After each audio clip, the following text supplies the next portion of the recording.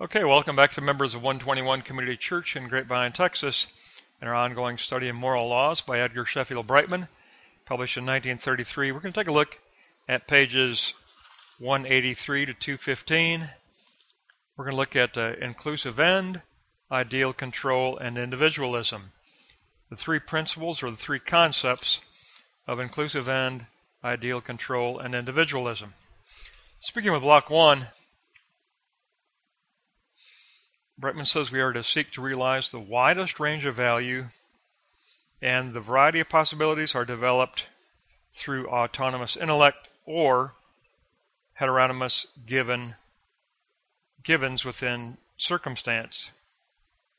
We do take up social cooperation by asking for advice or by sharing in the collective wisdom of the body of believers, the called out ones. Then we move through the moment of negation.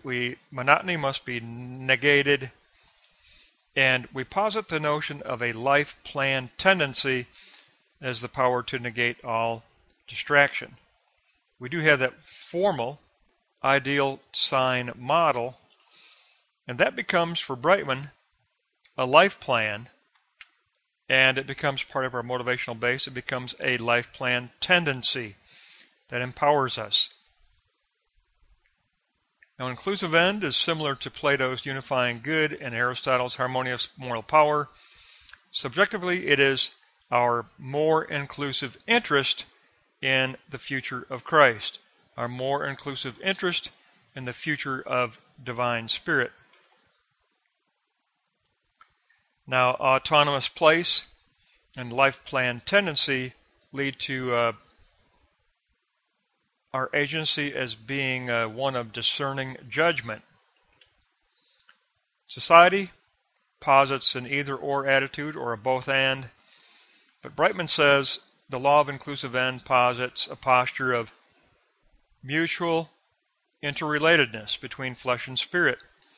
We cooperate by making mutual concessions.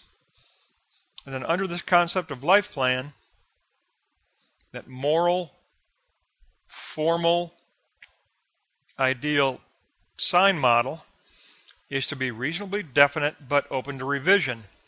It is a hypothesis that we're going to test by experience and then return again through the reflexive moment back into the dialectic. So it's always open to revision. It's always open to the reflexive moment of return.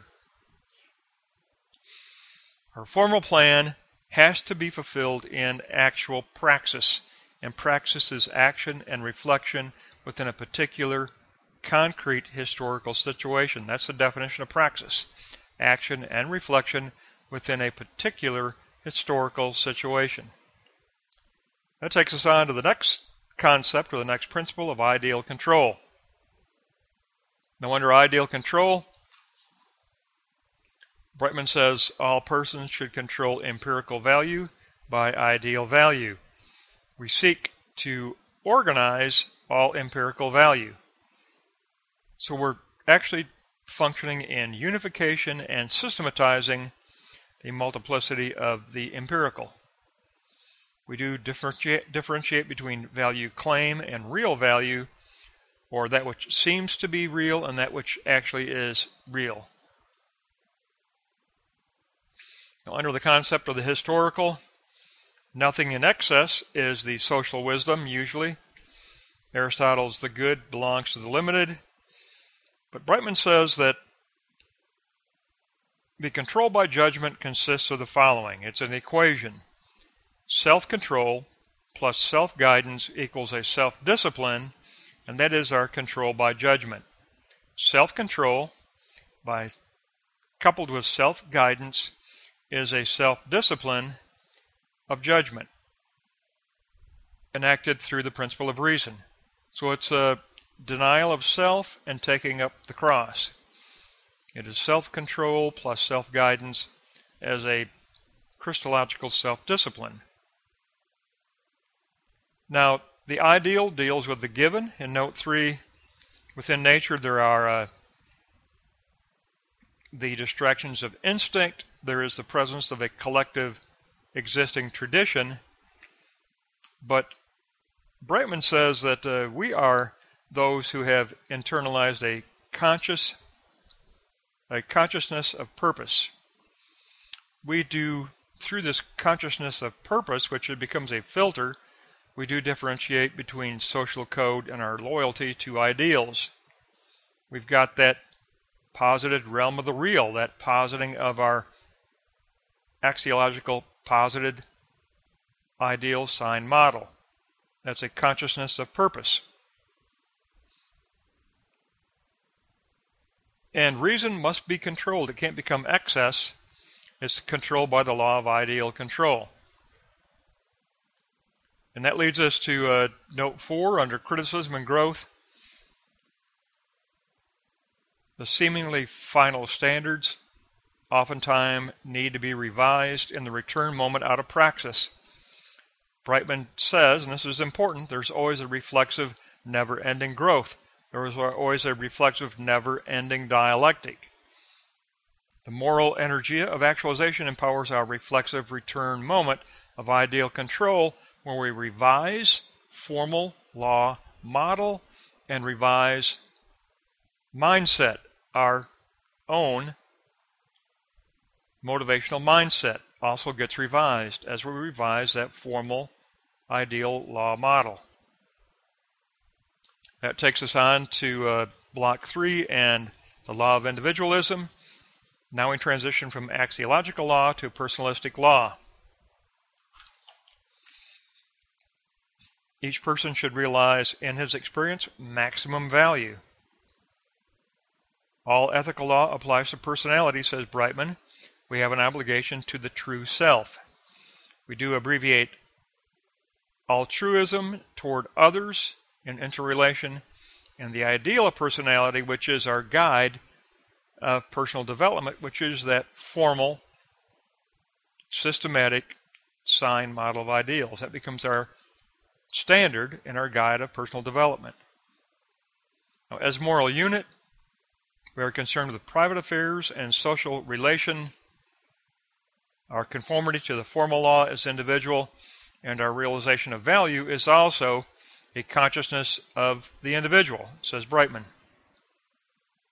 So the axiological, the formal and the axiological are very much part of the consciousness of the individual. The individual is always under the imperative to realize a self-consistent positing and actualization of value. We want to preserve spiritual form. In all things, we want to preserve the spiritual form.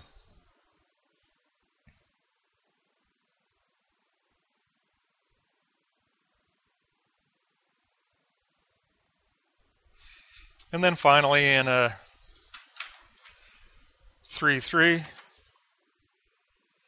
universality equals that everyone should act in accordance with the same principle. The law of individualism is compatible with the principle of universality, says Brightman. Hegel made the absolute a spiritual personality. Brightman agrees with that notion by Hegel. But Hegel overemphasized social loyalty, says Brightman.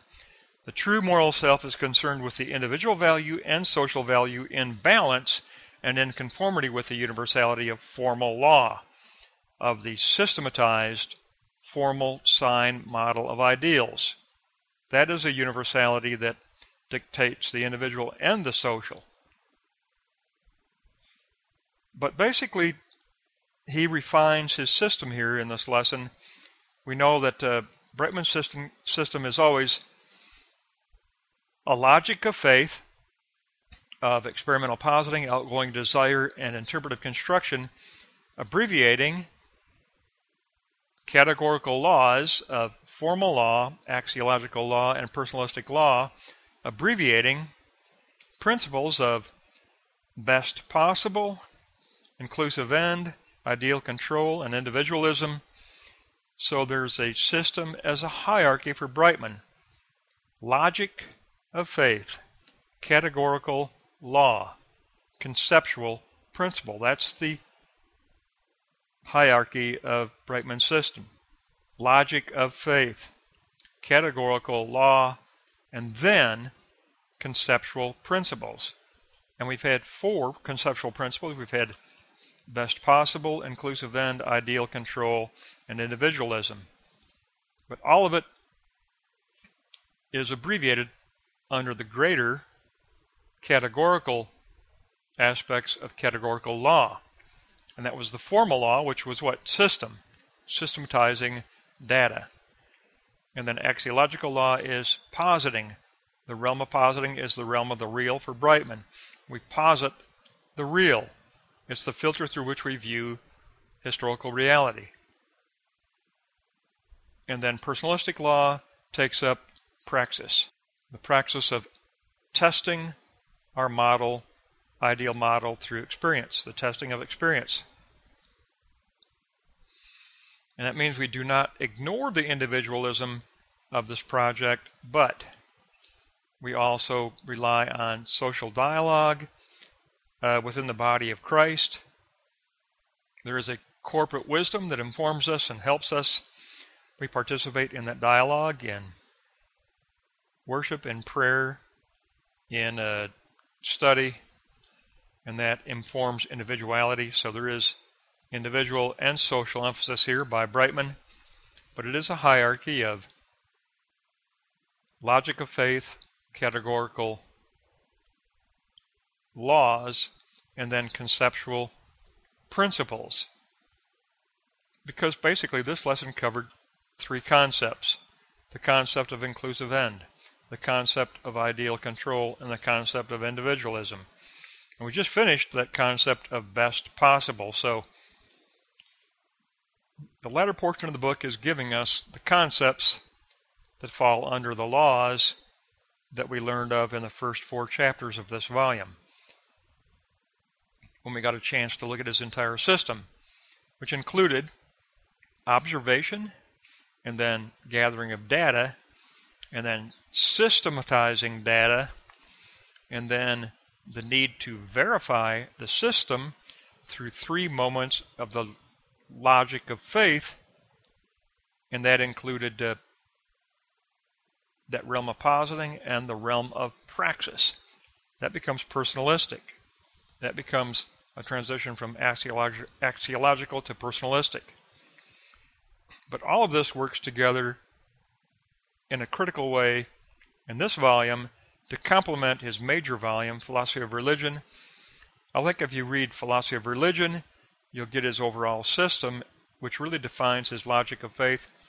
But you have to have moral laws to understand the fluidity and the dynamic living aspect of his system. You have to understand the hierarchy of his fluid doctrine of spirit, and you can't get that just from the Philosophy of Religion. You need this volume on moral laws to understand that logic of faith abbreviates law and principles. Logic of faith abbreviates categories and concepts. Laws and principles, categories and concepts. All of that has to fit, and it can't be really visualized until you complete Philosophy of Religion and moral laws both. So it gives us a much better articulation of the conceptual principles, and that took us from 183 to 215. We're going to pick up next time on page 216.